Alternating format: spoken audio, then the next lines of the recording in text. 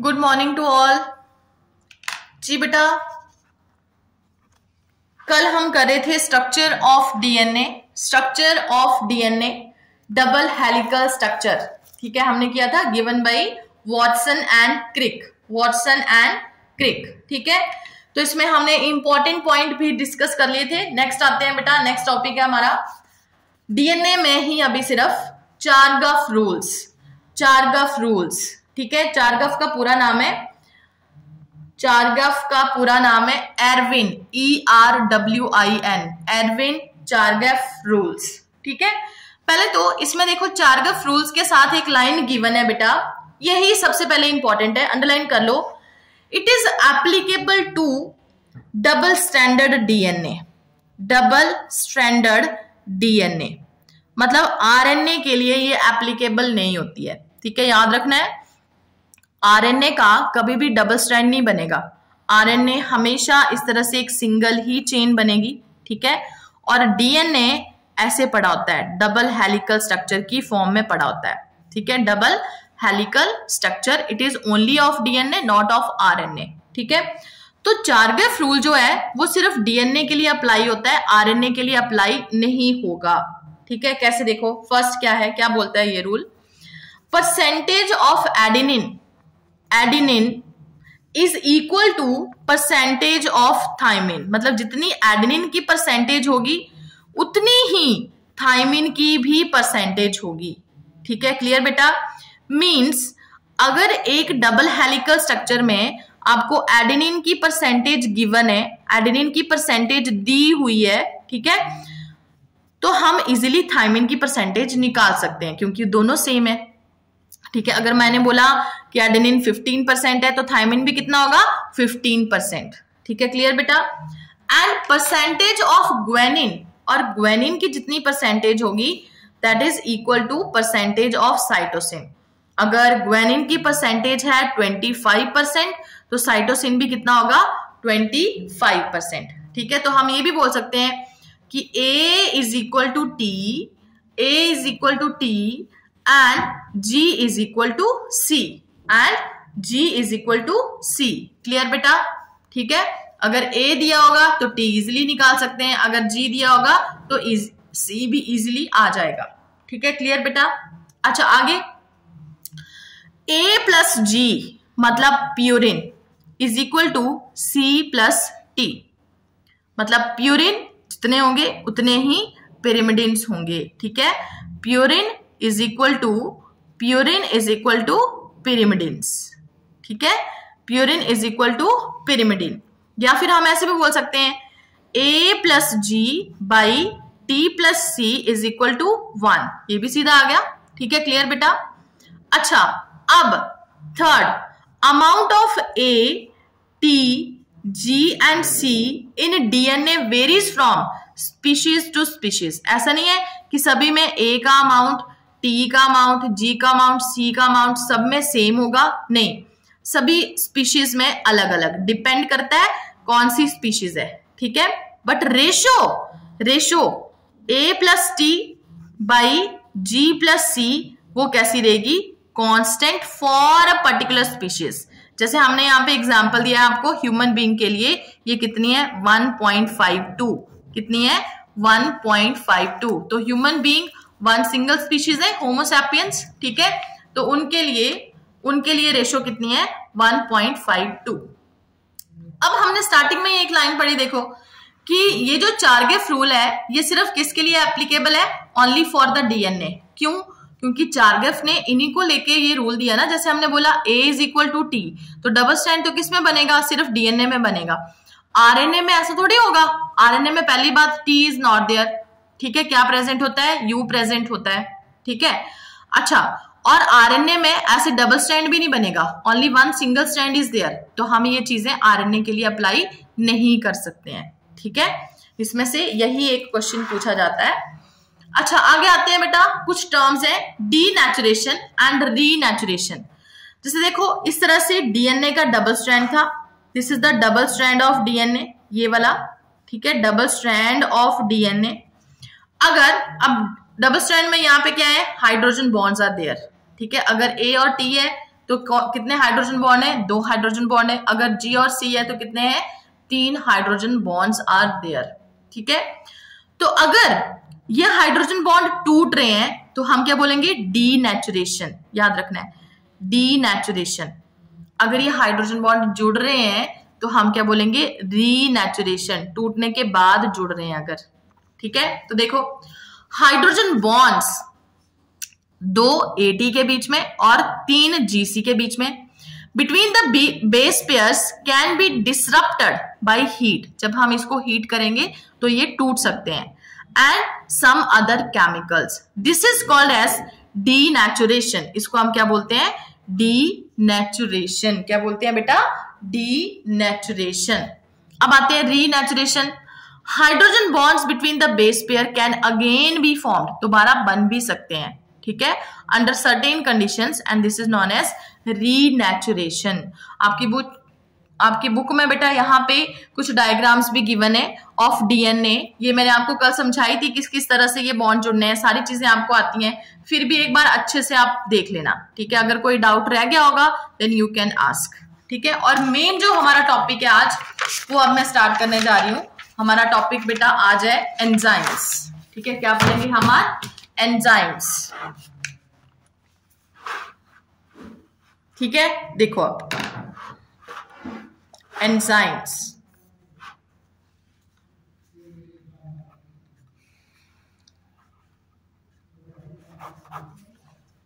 ठीक है, अब देखो एंजाइम्स आर बायोलॉजिकल कैटलिस्ट। अच्छा, ये आपने पढ़ रखा है ना? एंजाइम्स को हम क्या बोलते हैं? कैटलिस्ट भी बोल देते हैं। सॉरी, एंजाइम को हम क्या बोल देते हैं? कैटलिस्ट। ठीक है, कैटलिस्ट क्यों बोलते हैं? Because they speed up the chemical reaction. ये क्या करते हैं? एक केमिकल रिएक्शन को स्पीड अप करने का काम करते हैं। ठीक है, अब मैं देखो एक रिएक्शन भी लिख रही हूं आपके लिए, आपको याद भी हो जाएगी, साथ में ये आगे काम भी आनी है। Glucose, there is formation of glucose 6-फॉस्फेट, ग्लूकोज 6-फॉस्फेट। ठीक है, और यहां पे एंजाइम कौन सा यूज हो रहा है? हेक्सोकाइनेज। कौन सा एंजाइम है? हेक्सोकाइनेज। ठीक है, तो अब देखो हम क्या करते हैं, जब भी हम रिएक्शन लिखते हैं ना तो यहाँ पे एंजाइम डाल देते हैं। तो इस एंजाइम का काम यहाँ पे क्या होता है? कैटलिस्ट। कैटलिस्ट मतलब ये क्या करेगा? इस रिएक्शन को स्पीड अप करने में हेल्प करेगा, जल्दी ये रिएक्शन खत्म हो जाए। ठीक है, उसमें कौन हेल्प करेगा? एंजाइम्स। अच्छा, अब इसमें दूसरी चीज जो आपको याद रखनी है वो है कि एंजाइम्स मोस्टली क्या होते हैं बेटा? They are the type of proteins. ठीक है, जो एंजाइम है, वर्ड हम एंजाइम बार बार यूज करते हैं, एंजाइम एक्चुअल में क्या है? These are the type of proteins. ठीक है, जैसे देखो अब मैंने यहाँ पे एक और चीज लिखी, देखो DNA, from DNA there is formation of RNA and from RNA there is formation of, अब मैंने यहाँ पे लिख दिया एंजाइम्स। समझ आई बात? ठीक है, तो एंजाइम्स क्या है? These are the type of proteins. ये रिएक्शन आपको पहले से आती है। DNA से क्या बनेगा? RNA बनेगा, और RNA से आगे क्या बनेंगे? प्रोटीन्स बनेंगे। तो देखो यहाँ पे हम शो कर रहे हैं कि proteins, these are the type of, यहाँ पे जो एंजाइम्स हैं ये क्या है? These are the type of proteins. ठीक है, और आपको पता है अब कि प्रोटीन किससे बने होते हैं? These are made up of amino acids. ठीक है बेटा, तो एंजाइम्स आर बायोलॉजिकल कैटलिस्ट, मतलब किसी लिविंग रिएक्शन में एक कैटलिस्ट की तरह एंजाइम्स काम करते हैं with speed up the chemical reaction. ठीक है, बायोलॉजिकल वर्ड हम यूज कर रहे हैं ना, मतलब inside the living organism, inside the cell, cell के अंदर जो केमिकल रिएक्शन को स्पीड अप करेंगे उनको हम क्या बोलेंगे? Biological catalyst. क्लियर? अच्छा, आगे enzymes are synthesised by living cell. अच्छा, ये एंजाइम बनते कहाँ हैं? यहां से आपको आइडिया हो गया कहां पे बन रहे हैं? सेल के अंदर है DNA। ठीक है, ये देखो ये सेल है, सेल के अंदर न्यूक्लियस है, न्यूक्लियस के अंदर DNA है, DNA से पहले क्या बन रहा है? RNA। RNA कहाँ आ रहा है? साइटोप्लाज्म में, और साइटोप्लाज्म में RNA से आगे क्या बन रहे हैं? ये एंजाइम्स बन रहे हैं, मतलब प्रोटीन्स बन रहे हैं। तो these are synthesised by the living cells. DNA in each cell has the necessary message that is blueprint. Underline करो, ब्लूप्रिंट. हर एक सेल के अंदर एक जेनेटिक मटेरियल पड़ा होगा. ध्यान दो बेटा, जेनेटिक मटेरियल पड़ा होगा. वो जेनेटिक मटेरियल क्या है? डीएनए. क्या है बेटा जेनेटिक मटेरियल? डीएनए. उस डीएनए के पास इंफॉर्मेशन पड़ी है, नेसेसरी मैसेज पड़ा है, जिसको हमने क्या बोल दिया? ब्लूप्रिंट बोल दिया. क्या बोल दिया? ब्लूप्रिंट. ठीक है. ये जेनेटिक इंफॉर्मेशन पहले किसके पास जाएगी? आरएनए के पास जाएगी. ठीक है. फिर आरएनए से ये जेनेटिक इंफॉर्मेशन के थ्रू क्या बन रहा है? There is formation of protein. क्या बन रहा है? There is formation of protein. ठीक है. तो DNA in each cell has the necessary message, जिसको हम बोल रहे हैं ब्लूप्रिंट. जो नाइट्रोजिनस बेस है यहाँ पे, उनको बोल दिया blueprint for the production of all the enzymes. Underline करो, ऑल द एंजाइम. प्रोसेस का नाम क्या है बेटा जिसके थ्रू एंजाइम बन रहे हैं? ट्रांसलेशन. क्या नाम है? ट्रांसलेशन. तो साथ में लिख लो, translation. Through the translation required by it. मतलब सेल को जो एंजाइम चाहिए वो सेल खुद बना रहा है. कैसे बना रहा है? डीएनए से आरएनए, आरएनए से क्या बनेंगे? एंजाइम्स बनेंगे, प्रोटीन्स बनेंगे. Although enzymes are synthesised in the cell, cell के अंदर सिंथेसाइज हो रहे हैं, but retain their catalytic activity even when extracted from the cell. मान लो इस सेल के अंदर एक पर्टिकुलर एंजाइम बना. ठीक है. अच्छा, सेल के अंदर तो एक्टिव है ही है.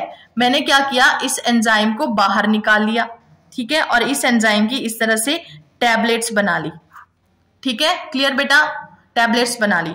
तो ऐसा नहीं है कि इस एंजाइम की एक्टिविटी यहां पे खत्म हो जाएगी. नहीं, ये अपनी एक्टिविटी यहां पे भी मेंटेन रखेगा, रिटेन रखेगा. ठीक है. फॉर एग्जाम्पल है, देखो अंडरलाइन करो, रेनेट टैबलेट. टैबलेट का एग्जाम्पल है रेनेट टैबलेट्स. ठीक है.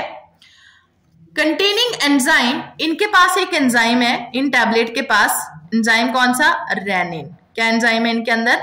रेनिन. कहां से आया? From cow's stomach. ठीक है. कहां से आया? From cow's stomach. Are used for, इसको हम यूज करते हैं किस लिए?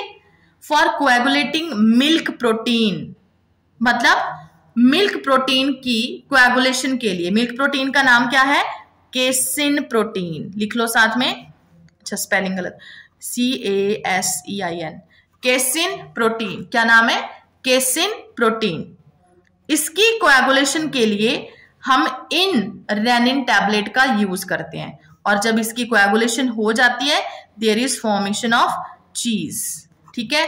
किसके अंदर है ये? Casein protein is present in milk. Milk protein है. ठीक है. मिल्क के अंदर एक प्रोटीन है जिसका नाम है केसिन प्रोटीन. बेटा उसकी कोएगुलेशन के लिए हम रेनेट टैबलेट यूज करते हैं. मतलब हमने क्या किया? दूध में ये टैबलेट डाल दी और क्या बन गया? देयर इज फॉर्मेशन ऑफ चीज. ठीक है. क्लियर बेटा? अच्छा, आगे. Sumner discovered that enzymes are protein. मैंने आपको समझा दिया स्टार्टिंग में कि ये जो एंजाइम्स हैं पुत्र, ये क्या हैं? These are the type of protein. ठीक है. सेमनर ने ये डिस्कवर किया था. आइसोलेटेड एंड क्रिस्टलाइज, उन्होंने आइसोलेट भी किया था कोई प्रोटीन. ठीक है, कोई एंजाइम, और उसको क्रिस्टलाइज भी किया था. कौन सा एंजाइम था? कौन सा प्रोटीन था? यूरिएज. कौन सा एंजाइम था? Urease enzyme. ये क्या करता है? यूरिन को तोड़ता है. Which break down the urine into ammonia and carbon dioxide. Ammonia into ammonia and carbon dioxide. ठीक है. क्लियर बेटा? अब आते हैं chemical nature of the enzymes. पहले इतना समझ आ गया पुत्र? हम पढ़ रहे हैं एंजाइम्स. क्या पढ़ रहे हैं? एंजाइम्स.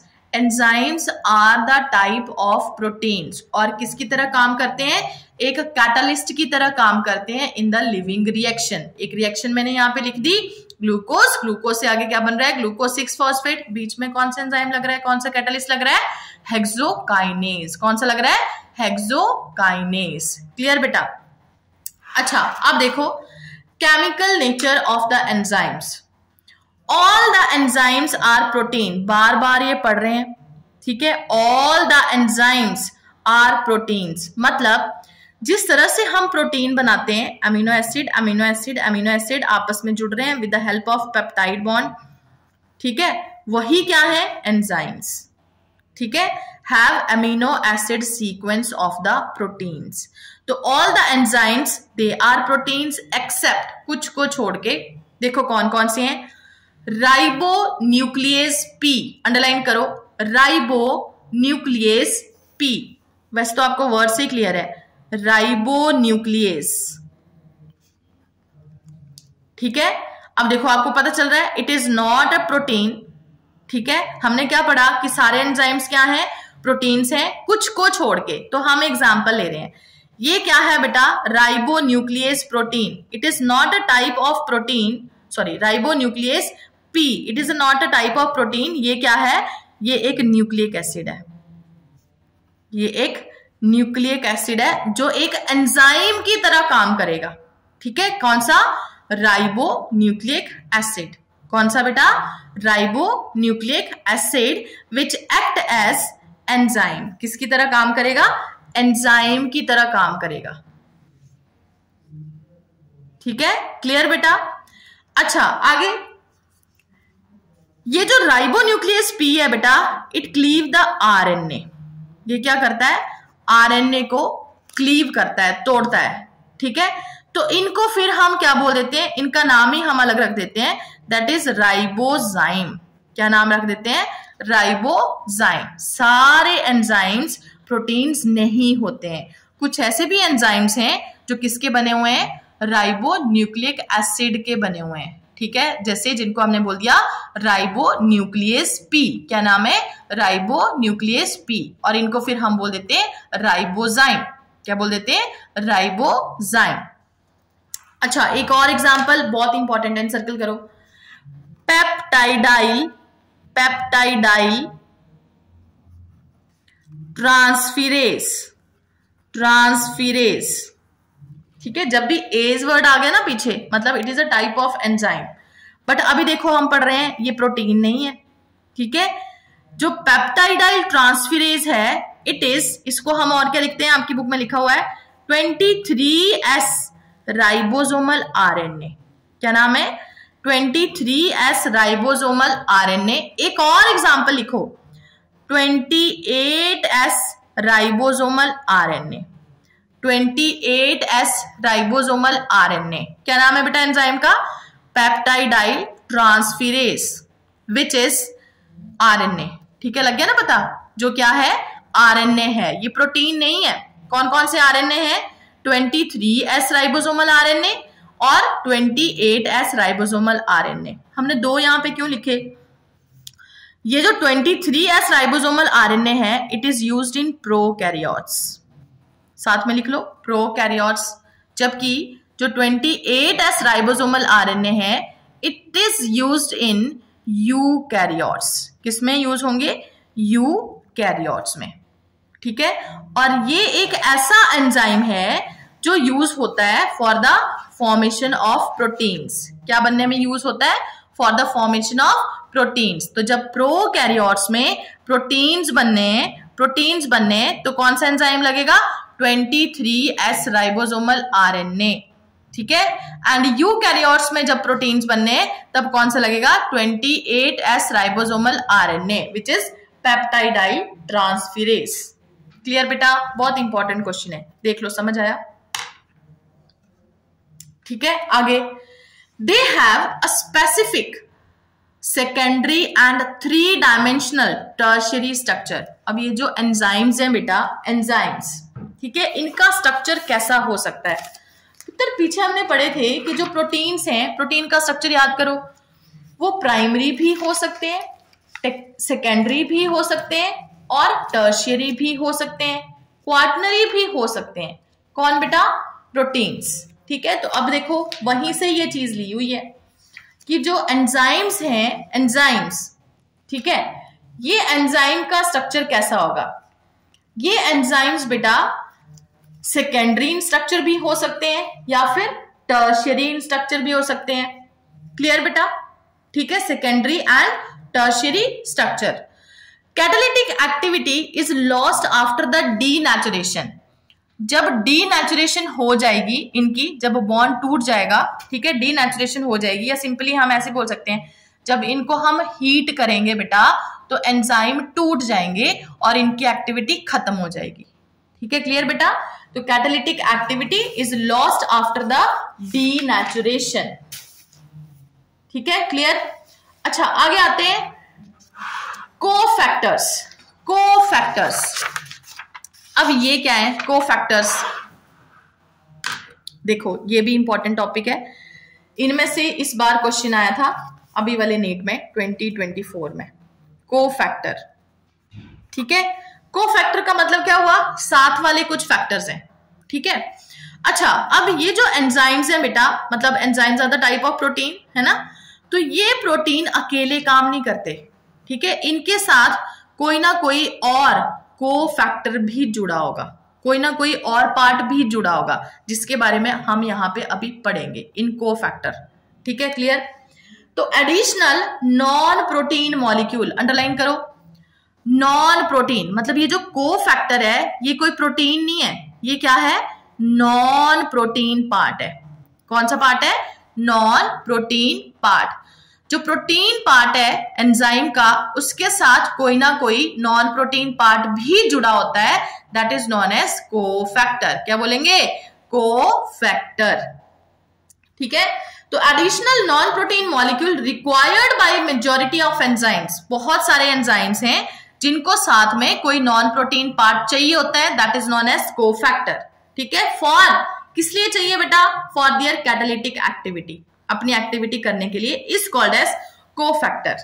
नाउ ये जो कोफैक्टर्स हैं दे आर ऑफ 3 टाइप्स। कौन कौन से? Number 1 prosthetic, prosthetic group. ठीक है, नंबर 2 कोएंजाइम्स, नंबर 2 कोएंजाइम्स, इसमें से कुछ चीजें आपने पढ़ी हैं।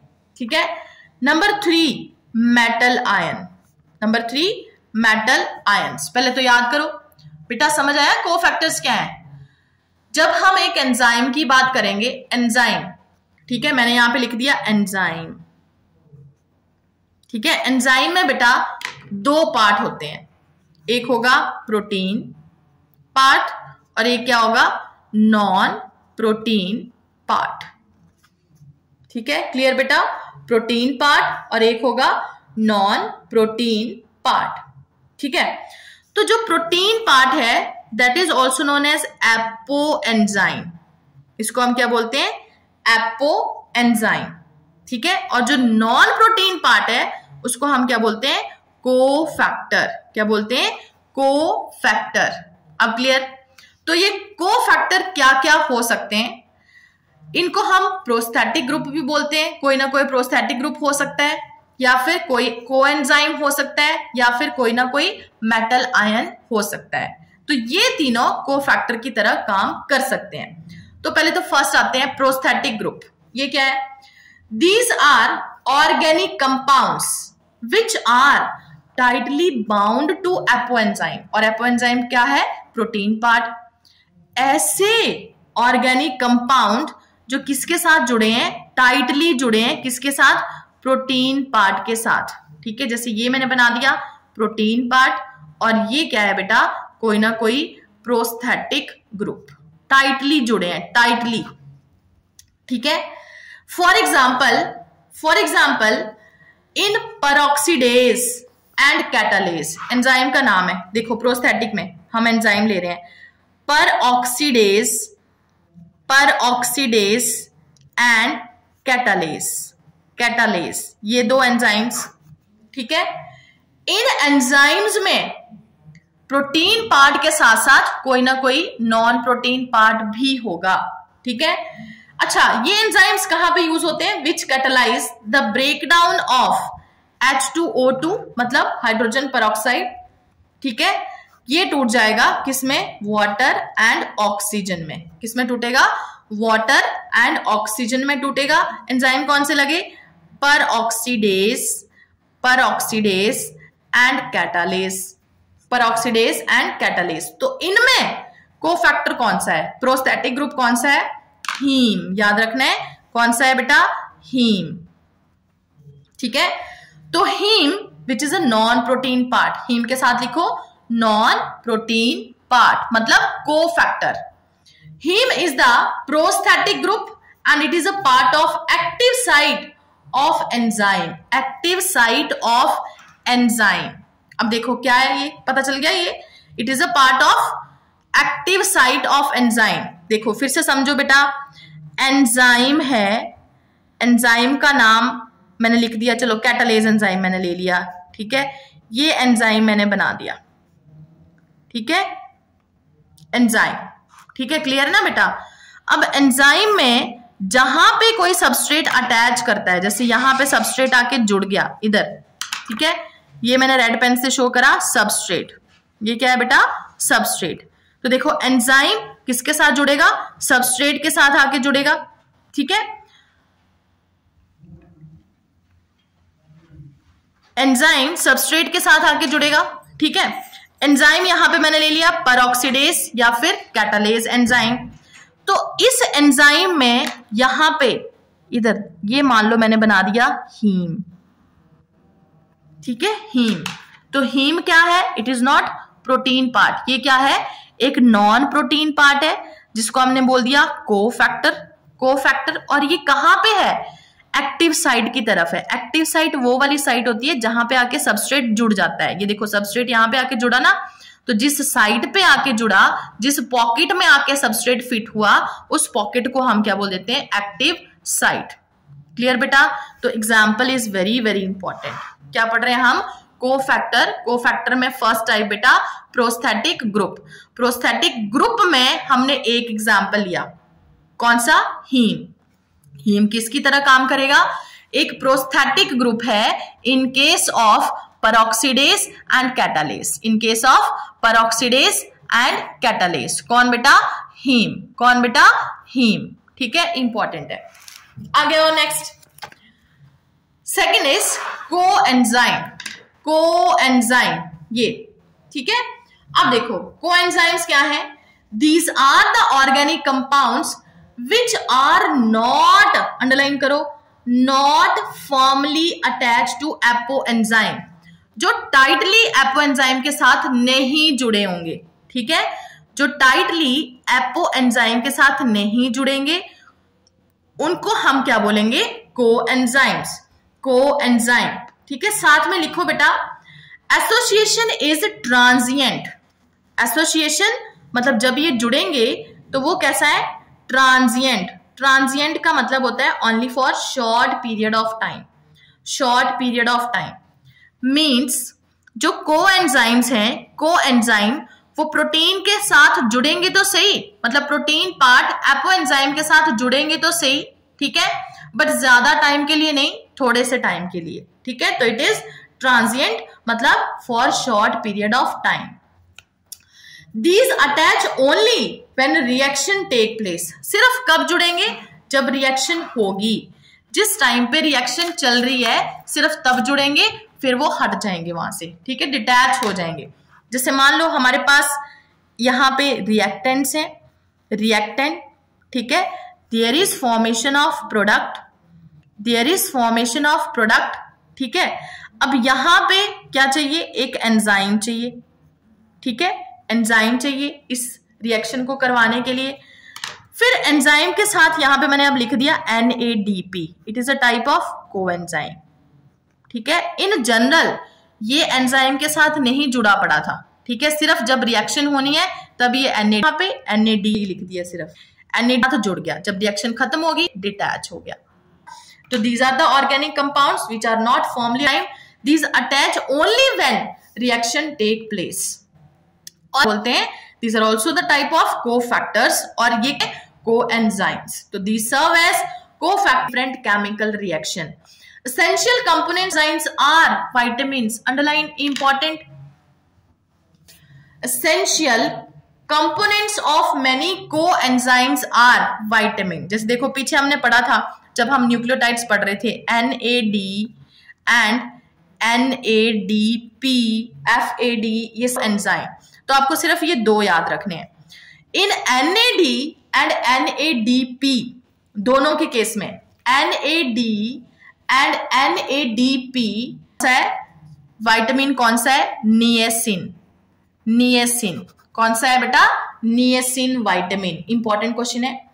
NAD एंड NADP विटामिन कौन सा है? Nicotine amide, that is niacin. साथ में लिख लो निएसिन, वेरी इंपॉर्टेंट, ये भी आपको नीट में क्वेश्चन आ सकता है। ठीक है। अच्छा, बाकी और कोएंजाइम कौन कौन से हैं? FMN, याद करो पीछे न्यूक्लियोटाइड में हमने पढ़ा। FAD, ठीक है, उनके अंदर कौन सा है? Vitamin B2। कौन सा है बेटा? Vitamin B2। अच्छा, थर्ड कौन से हैं कोफैक्टर्स? Metal ions. कौन से हैं बेटा? Metal ions. These are also known as activators. Activators मतलब ये क्या करते हैं? केमिकल रिएक्शन को एक्टिवेट करने का काम करते हैं। अच्छा, a number of enzyme require metal ion. बहुत सारे एंजाइम्स ऐसे हैं जिनको क्या चाहिए? मेटल आयंस चाहिए फॉर दियर एक्टिविटी, अपनी activity. These ions form coordination bond with side chain at the active site and also coordination bond with the substrate. तो ये मेटल आयन क्या करते हैं? एक्टिव साइट जो किसकी है? एंजाइम की है, उसके साथ भी एक कोऑर्डिनेशन बॉन्ड बनाएंगे और सबस्ट्रेट के साथ भी एक कोऑर्डिनेशन बॉन्ड बनाएंगे। फॉर एग्जाम्पल, ये एग्जाम्पल इस बार पूछा गया था बेटा नीट में, zinc. Zinc it is a type of cofactor for the proteolytic enzyme. Enzyme का नाम, ये इंपॉर्टेंट, सीधा डायरेक्ट क्वेश्चन आया था, carboxy peptidase. Carboxy peptidase. Carboxy peptidase enzyme में, कार्बोक्सी पेप्टाइडेज एंजाइम में जो कोफैक्टर है वो कौन सा है? जिंक। मतलब इसको अपनी एक्टिविटी करने के लिए क्या चाहिए? जिंक चाहिए हमेशा। ठीक है, ये इस बार क्वेश्चन आया था इन नीट 2024। क्लियर बेटा? ठीक है, तो देखो हम क्या पढ़ रहे हैं? हम पढ़ रहे हैं बेटा कोफैक्टर्स। कोफैक्टर्स क्या होते हैं? जब भी कोई एंजाइम अपनी एक्टिविटी करता है, ठीक है, तो एंजाइम एक्चुअल में क्या है? It is a type of protein. फिर उस प्रोटीन पार्ट के साथ, प्रोटीन पार्ट को हम बोल रहे हैं एपो एंजाइम, उसके साथ कोई ना कोई नॉन प्रोटीन पार्ट जुड़ा होता है, ठीक है, जो उसकी एक्टिविटी को या तो बढ़ाएगा या फिर उसके लिए जरूरी है, चाहिए। ठीक है, उन नॉन प्रोटीन पार्ट्स को हम बोल देते हैं कोफैक्टर्स। क्या बोलते हैं बेटा? कोफैक्टर्स। तो ये जो नॉन प्रोटीन पार्ट्स हैं, they are of different type. कौन कौन से? बोलो जरा, रिवाइज करो। Prosthetic group. कौन से बेटा? Prosthetic group. सेकंड क्या है? कोएंजाइम। क्या है बेटा? कोएंजाइम। और थर्ड क्या है? Metal ions. क्या है? Metal ions. तो अब देखो प्रोस्थेटिक ग्रुप क्या है? जो एपो एंजाइम है, नॉन प्रोटीन पार्ट उसके साथ ऐसे टाइटली जुड़ा पड़ा होगा, उसको हम क्या बोलेंगे? Prosthetic group. क्या बोलेंगे? Prosthetic group. ठीक है, तो प्रोस्थेटिक ग्रुप में हम एग्जांपल ले रहे हैं ऑफ हीम। किसका एग्जांपल ले रहे हैं? हीम का। Haem is a prosthetic group in enzyme peroxidase and catalase. peroxidase and catalase. कौन बेटा? हीम। क्लियर? ठीक है, सेकंड हमने लिया कोएंजाइम। कोएंजाइम, तो पहले तो आपको ये वर्ड भी याद रखना है, ट्रांजिएंट। ठीक है, जब कोएंजाइम प्रोटीन के साथ जुड़ते हैं, प्रोटीन पार्ट के साथ जुड़ते हैं, एपो एंजाइम के साथ जुड़ते हैं, तो वो वाली स्टेज ट्रांजिएंट होती है, मतलब फॉर शॉर्ट टाइम पीरियड। ठीक है, शॉर्ट टाइम पीरियड। और इसमें हम एग्जांपल ले रहे थे कोएंजाइम कौन कौन से? NAD एंड NADP। NAD एंड NADP आप याद रखने हैं। तो NAD में also involved, वो कौन सा है? निएसिन। तो these are the type of बेटा ये, these are the enzyme। Next example हमने लिया मेटल आयंस। मेटल आयंस में एग्जांपल क्या आएगा बेटा? जिंक। क्या आएगा? Zinc, which is a cofactor in case of carboxypeptidase. किसमें? Carboxypeptidase. ठीक है, क्लियर बेटा? अच्छा, आगे आइए, देखो कॉन्जुगेटेड एंजाइम्स। कॉन्जुगेटेड एंजाइम्स क्या होते हैं? The enzyme that have a cofactor associated with them. अगर एक एंजाइम के साथ, जैसे यहां पे मैंने शो करा था, एंजाइम के साथ कोई कोफैक्टर जुड़ा है, ठीक है, कोफैक्टर जुड़ा है, तो उसको हम क्या बोलेंगे? Conjugated enzyme. एंजाइम के बजाय इसके लिए हम क्या वर्ड यूज करेंगे? Conjugated enzyme. Enzyme which is made up of two parts, protein and non protein part. ठीक है, क्लियर। तो जो प्रोटीन पार्ट होगा उसको हम क्या बोलेंगे फिर, apo enzyme. The protein part of a conjugated enzyme is called as apo enzyme. Clear. और जो नॉन प्रोटीन पार्ट है दैट इज कोफैक्टर। क्या होगा बेटा, कोफैक्टर। अच्छा, नेक्स्ट आते हैं holo enzyme. Holo enzyme working combination of cofactor with apo enzyme. ऐसे भी आपने याद रखना है, मतलब एपो एंजाइम और कोफैक्टर दोनों को मिला के हम होलो एंजाइम भी बोल देते हैं, होलो एंजाइम। आपने ये वर्ड याद रखना है। ठीक है, सीधा आपको डायरेक्ट ऐसे भी क्वेश्चन आ सकता है, होलो एंजाइम क्या है, apo enzyme plus cofactor, apo enzyme plus cofactor. ठीक है, अब आते हैं बेटा सबस्ट्रेट।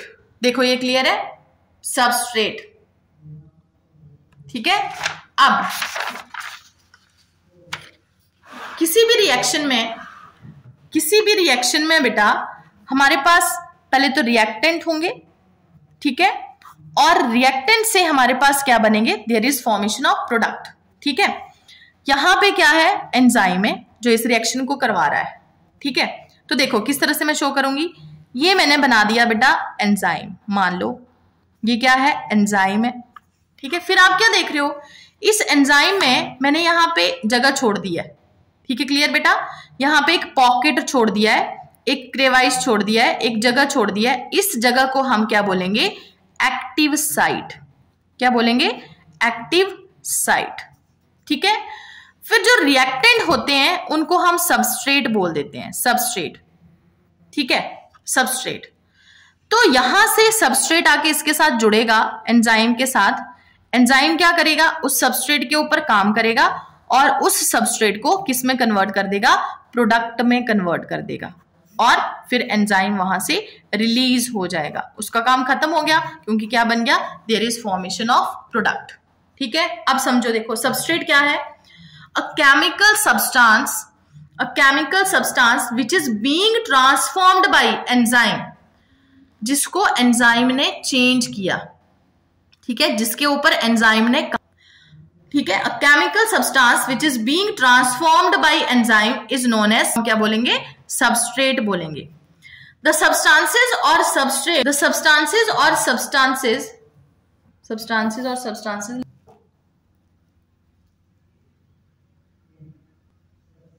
कट कर दो एक। The substances produced in the reaction, और रिएक्शन में जो हमारे पास बनेंगे एंड में, जब सबस्ट्रेट टूट जाएगा, जब एंजाइम इसके ऊपर काम करेगा, तो हमारे पास जो चीज आएगी that is known as product. क्या बोलेंगे उसको, प्रोडक्ट बोलेंगे। ठीक है, क्लियर बेटा। अब आते हैं next, active site. Active site क्या है, an active site of enzyme is a crevice और पॉकेट। ये क्या है, क्रेविस बोलते हैं इसको, या फिर पॉकेट छोड़ दिया है यहाँ पे। ठीक है, एक एंजाइम के अंदर जिसमें आके सबस्ट्रेट फिट होगा, ये क्या है बेटा, सबस्ट्रेट। एक ऐसी साइट, एक ऐसा पॉकेट, कहां पे, एंजाइम में, जहां पे सबस्ट्रेट आके फिट होगा, उस साइट को हम क्या बोलेंगे, एक्टिव साइट। क्या बोल दिया जाएगा, एक्टिव साइट बोल दिया जाएगा। ठीक है, तो active site it is a type of pocket जहां पे सबस्ट्रेट आके फिट होगा। अब देखो फिर से समझो, अब ये जो एंजाइम है it is a type of protein. अगर मैंने इस तरह से प्रोटीन बनाया कि ऐसे कोई टर्शियरी स्ट्रक्चर है, ठीक है, तो उस टर्शियरी स्ट्रक्चर के अंदर स्पेस बचा हुआ है, कोई साइट बची हुई है। ठीक है, इस तरह से साइट बच गई, बीच में एक पॉकेट बच गया, उस पॉकेट को हम क्या बोलेंगे, एक्टिव साइट, जहां पे आके सबस्ट्रेट फिट होगा। ठीक है, क्लियर बेटा।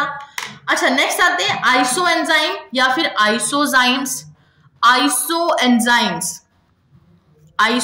एंजाइम्स या फिर आइसोजाइम्स, ये क्या है, the enzymes which have slightly different molecular structure. Molecular structure थोड़ा अलग है, but have similar catalytic function, same catalytic function है। ठीक है, दो एंजाइम जिनका कैटालिटिक फंक्शन सेम है बट मॉलिक्यूलर स्ट्रक्चर थोड़ा सा अलग है, उनको हम क्या बोलेंगे, आइसो एंजाइम। आइसो मतलब similar.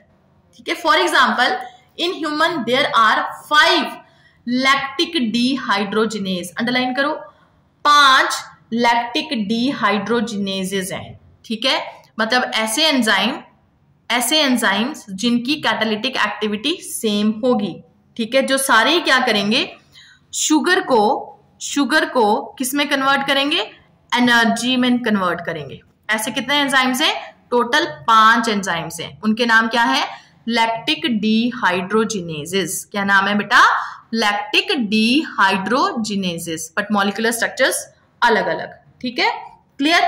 Next term is also important, term है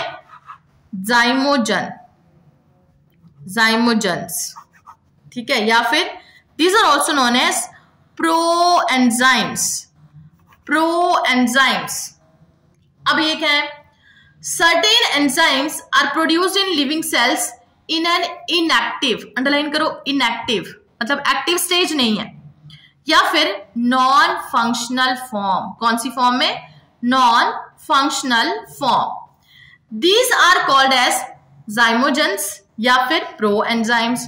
मीन्स बेटा कुछ ऐसे एंजाइम हैं जो एक्टिव फॉर्म में रिलीज नहीं होते हैं। किस फॉर्म में रिलीज होते हैं, इनएक्टिव फॉर्म में रिलीज होते हैं, बाद में फिर एक्टिव होते हैं, ठीक है। एग्जाम्पल देख लो पहले, पेप्सिनोजन, और दूसरा एग्जाम्पल ट्रिप्सिनोजन, ठीक है, ट्रिप्सिनोजन। ये दोनों इनएक्टिव फॉर्म ऑफ एंजाइम्स है, ठीक है, इनएक्टिव फॉर्म ऑफ एंजाइम्स, मतलब these are the type of zymogens produced by gastric gland. Gastric की स्पेलिंग ठीक कर लो, gastric gland in the stomach, याद रखना है। Pepsinogen it is produced in the stomach में जो ग्लैंड्स होते हैं, कौन से ग्लैंड्स हैं बेटा, गैस्ट्रिक ग्लैंड्स। कौन से ग्लैंड्स हैं, गैस्ट्रिक ग्लैंड्स, ठीक है। तो स्टमक के अंदर एक एंजाइम इनएक्टिव फॉर्म में रिलीज हुआ, दैट इज पेप्सिनोजन, ठीक है, पेप्सिनोजन इनएक्टिव फॉर्म है। अच्छा, इसको एक्टिव कौन करेगा, HCl इसके ऊपर काम करेगा।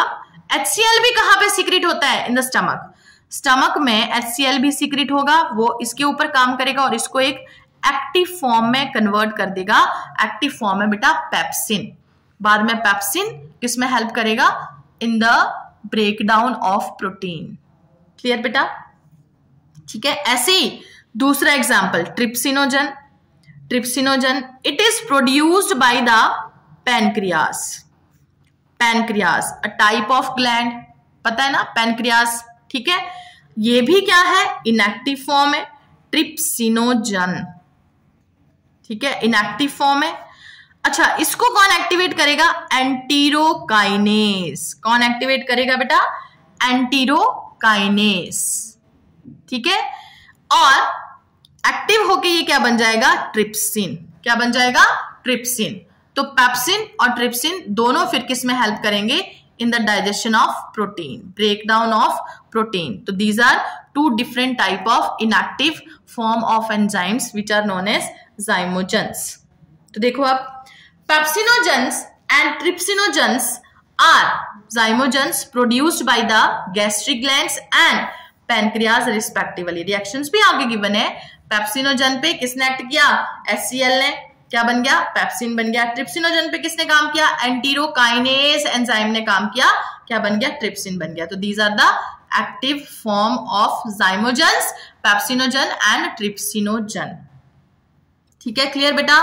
दो टर्म्स और, intracellular enzymes and extra cellular enzymes. Intracellular क्या है, the enzymes which are produced inside the living cell, यहां पे बने सेल के अंदर, and remain and function within the cell. मतलब कुछ एंजाइम ऐसे होते हैं जो सेल के अंदर ही बनते हैं, पुत्र काम भी सेल के अंदर ही करते हैं, ठीक है। Function within the cell are called as intracellular, जो हमेशा सेल के अंदर ही रहेंगे, अपना काम भी सेल के अंदर ही करेंगे, उनको बोलते हैं इंट्रासेलुलर एंजाइम्स, ठीक है। एग्जाम्पल देखो, enzymes of Krebs cycle in mitochondria. देखो, माइटोकॉन्ड्रिया के अंदर मैट्रिक्स में एक प्रोसेस होती है जिसको हम बोलते हैं क्रेब्स साइकिल। क्या बोला जाता है, क्रेब्स साइकिल, ठीक है। तो एंजाइम्स जो हैं क्रेब्स साइकिल के लिए वो कहां पड़े हुए हैं? माइटोकॉन्ड्रिया के अंदर ही पड़े हुए हैं, ठीक है, इन द मैट्रिक्स, ठीक है। तो एंजाइम फॉर क्रेब्स साइकिल जो कहां पे हो रही है? In the matrix of mitochondria. Enzyme भी कहां पे पड़े हैं? इन द माइटोकॉन्ड्रिया पड़े हुए हैं, ठीक है। उसके अलावा सेल का एग्जांपल देखो, enzyme for glycolysis in cytoplasm. एक सेल में साइटोप्लाज्म में क्या होती है? प्रोसेस होती है जिसका नाम है ग्लाइकोलिसिस, ब्रेकडाउन ऑफ ग्लूकोज, ठीक है। तो उसके लिए भी एंजाइम कहां पे पड़े हुए हैं? अंदर सेल में ही पड़े हुए हैं, सेल के बाहर नहीं है, सेल के अंदर ही पड़े हुए हैं। फंक्शन भी कहां पे हो रहा है? सेल के अंदर ही हो रहा है, ठीक है। उनको बोलते हैं इंट्रा सेलुलर एंजाइम्स। अच्छा, कुछ एंजाइम्स ऐसे भी होते हैं after their production in the cells leave the cell. जैसे देखो, ये मैंने सेल बना दिया, सेल के अंदर प्रोड्यूस हुए और फिर वो सेल के बाहर आ गए, ये आ गए एंजाइम्स, ठीक है। Certain enzymes after their production in cell leave them and function outside the cell. मतलब बनेंगे कहां पे? फॉर्मेशन कहां पे होगी? Inside the cell. फिर कहां जाएंगे? सेल के बाहर। और उनका फंक्शन कहां पे होगा? सेल के बाहर, आउटसाइड द सेल, ठीक है। These are called as extra enzymes या फिर एक्सो एंजाइम्स। क्या बोलते हैं? Enzyme. For example salivary amylase. क्या एग्जाम्पल है? Salivary amylase secreted by the salivary gland. ये देखो, इस तरह से सलाइवरी ग्लैंड है और ये है डक्ट। तो सलाइवरी ग्लैंड एंजाइम सीक्रेट करेगा, सलाइवरी एमाइलेज बनेगा यहाँ पे, बट सीक्रेशन कहाँ होगी? सेल के बाहर जाके। काम वो कहाँ कर रहा है? सेल के बाहर, ठीक है। काम कहाँ हो रहा है? बाहर हो रहा है। Gastric which is secreted by the stick, secreted by the stomach, ठीक है। पेप्सिन, पेप्सिन, पेप्सिन अभी हम बात कर रहे थे, देखो पेप्सिन, गैस्ट्रिक पेप्सिन, अच्छा दोनों एक ही है। गैस्ट्रिक पेप्सिन साथ में लिख लो, स्टमक एंजाइम लिखो बेटा, स्टमक एंजाइम, ये है pepsin. Gastric pepsin, stomach enzyme secreted by the cells of stomach, cells of stomach, ठीक है। तो देखो इस तरह से स्टमक की वॉल है, स्टमक की वॉल है, ठीक है। यहां पे ये सेल्स होते हैं वॉल में, ठीक है, बनेंगे यहां पे, बट सीक्रेट कहां पे होंगे? स्टमक के अंदर, क्योंकि काम उन्होंने कहां पे करना है? स्टमक में करना है, ठीक है। Then another example is pancreatic lipase, pancreatic lipase, lipase enzyme secreted by the pancreas. तो पैनक्रियास में जो सेल्स होते हैं वो भी अपने एंजाइम बाहर सीक्रेट कर रहे हैं, इनको क्या बोलते हैं? Extra cellular enzymes. क्या बोला जाता है बेटा? एक्स्ट्रा सेलुलर एंजाइम्स, ठीक है। बाकी बेटा कल हम स्टार्ट करेंगे how enzyme speed up the reaction, very important topic. Bye बेटा, थैंक यू।